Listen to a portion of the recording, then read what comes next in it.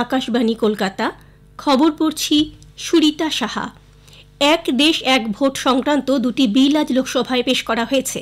কেন্দ্রীয় আইনমন্ত্রী অর্জুন রাম মেঘওয়াল সংবিধানের 129তম সংশোধনীর জন্য দ্য কনস্টিটিউশন বিলের দ্য ইউনিয়ন টেরিটরিজ লজ সংশোধনী বিল লোকসভায় পেশ করেন। I beg to move for leave to introduce the Constitution 129th Amendment Bill 2024. Further to amend the Constitution of India, I wish to move for leave to introduce the Union Territories Laws Amendment Bill 2024. Further to amend the Government of Union Territories Act 1963, the Government of National Capital Territory of Delhi Act 1991, and the Jammu and Kashmir Reorganization Act 2019. সরকারি ও বিরোধী দলের সদস্যরা মিলে বিলের পক্ষে ও বিপক্ষে আলোচনা চলেছে। সংসদ বিষয়ক মন্ত্রী কিরেন রিজিজু বলেছেন, এক দেশ এক নির্বাচন একটি জাতির কাছে অত্যন্ত গুরুত্বপূর্ণ। নতুন দিল্লিতে আজ সাংবাদিকদের তিনি বলেন, এটি কোনো নির্দিষ্ট রাজনৈতিক দলের বিষয় নয়। এটি কার্যকর হলে সামগ্রিকভাবে গোটা দেশ উপকৃত হবে। নতুন ভারত বিকশিত ভারত 2047-এর দিকে এগোচ্ছে বলে তিনি দাবি করেন। লোকসভায় আজ এক দেশ এক নির্বাচন সংক্রান্ত বিল উত্থাপনের আগে সাংবাদিকদের তিনি বলেন, মানুষের কল্যাণের জন্য নির্বাচন অনুষ্ঠিত হয়। এই বিলের বিরোধিতা করায় তিনি বিরোধীদের সমালোচনা করেন। দুটি বিলেরই Congress, Samajwadi Party, Nationalist Congress Party এবং সিপিআইএম, তৃণমূল কংগ্রেস বিরোধিতা করেছে। কংগ্রেসের সাধারণ সম্পাদক জয়রাম রমেশ বলেন, তার দল এই বিল পেশ করার বিরুদ্ধে। তিনি এই বিলটি যৌথ সংসদীয় কমিটি জেপিসিতে পাঠানোর প্রস্তাব দেন। তিনি বলেন, কংগ্রেস বিশ্বাস করে এই ধরনের বিল সংবিধানের মূল কাঠামোর পরিপন্থী। সংসদের বাইরে এই বিল প্রসঙ্গে সমাজবাদী পার্টির সাংসদ ধর্মেন্দ্র যাদব বলেন, এক দেশ এক ভোট সংক্রান্ত দুটি বিল অসাংবিধানিক। সিপিআইএমের সাংসদ জন ব্রিটাস বলেন, তার দল মনে করে এই বিল দেশের যুক্তরাষ্ট্রীয় কাঠামোর পরিপন্থী। সংবিধানের 75 বছরের গৌরবময় যাত্রার উপর বিশেষ আলোচনা আজ আবার রাজ্যসভায় শুরু হয়েছে। এই আলোচনায় অংশ নিয়ে রাজ্যসভার নেতা এবং কেন্দ্রীয় মন্ত্রী জগৎ প্রকাশ নাড্ডা বলেন, ভারত কেবলমাত্র একটি বৃহত্তম গণতান্ত্রিক দেশই নয়, ভারত গণতন্ত্রের জননী। দেশের গণতন্ত্রের স্বাধীনতা, সাম্য এবং গণনেতৃত্বের প্রতিফলন ঘটেছে।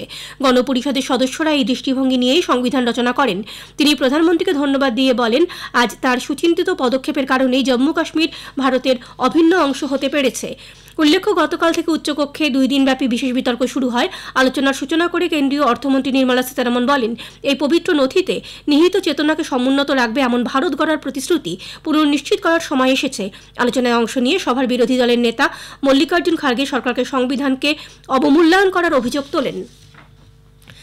প্রধানমন্ত্রী নরেন্দ্র মোদী আজ জয়পুরে 46,300 কোটি টাকারও বেশি মূল্যের বিদ্যুৎ, সড়ক, রেলওয়ে এবং জল সম্পর্কিত 24টি প্রকল্পের উদ্বোধন এবং ভিত্তিপ্রস্তর স্থাপন করেছেন। শ্রী মোদী আজ রাজস্থানের ভজনলাল শর্মা সরকারের 1 বছরের পূর্তি উপলক্ষে আয়োজিত অনুষ্ঠানে অংশগ্রহণ করেন। তিনি 11,000 কোটি টাকারও বেশি মূল্যের 9টি প্রকল্পের উদ্বোধন করেন, যার মধ্যে 7টি কেন্দ্রীয় সরকারের এবং 2টি রাজ্য সরকারের। তিনি 35,300 কোটি টাকারও বেশি মূল্যের 15টি প্রকল্পের ভিত্তিপ্রস্তর স্থাপন করেন। এই প্রকল্পগুলির মধ্যে পার্বতী, কালিসিন্ধ, চম্বল লিঙ্ক প্রকল্প অন্তর্ভুক্ত রয়েছে, যা রাজস্থান এবং মধ্যপ্রদেশের জন্য গুরুত্বপূর্ণ। প্রধানমন্ত্রীর উপস্থিতিতে এই প্রকল্পের জন্য মধ্যপ্রদেশ এবং রাজস্থানের মধ্যে সমঝোতা স্মারকপত্র স্বাক্ষরিত হয়।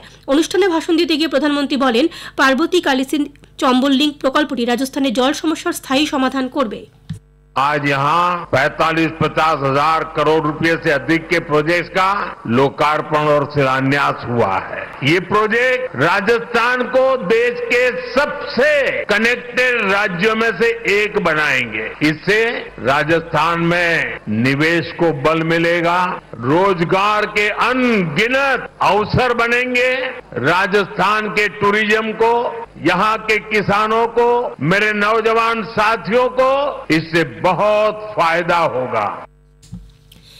বিজয় দিবস উদযাপনের অঙ্গ হিসেবে রাজ্যপাল সিভি আনন্দ বোস আজ সকালে রাজভবনে মুক্তিযুদ্ধে অংশগ্রহণকারী 2 দেশের প্রতিনিধিদের সঙ্গে মিলিত হন।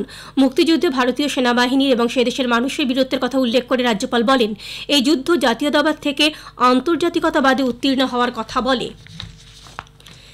ব্রিসবেনের গাব্বায় বর্ডার গাভাস্কার ট্রফির 3য় ক্রিকেট টেস্টের 4র্থ দিনের শেষে অস্ট্রেলিয়া ভারতের বিরুদ্ধে 193 রানে এগিয়ে রয়েছে। 4 উইকেটে 51 রান নিয়ে আজ 4র্থ দিনের খেলা শুরু করে ভারত প্রথম ইনিংসে দিনের শেষে 9 উইকেটে 252 রান করেছে। উল্লেখ্য, অস্ট্রেলিয়া প্রথম ইনিংসে 445 রান করেছিল। আজ 4র্থ দিনেও বৃষ্টির কারণে দফায় দফায় খেলা ব্যাহত হয়।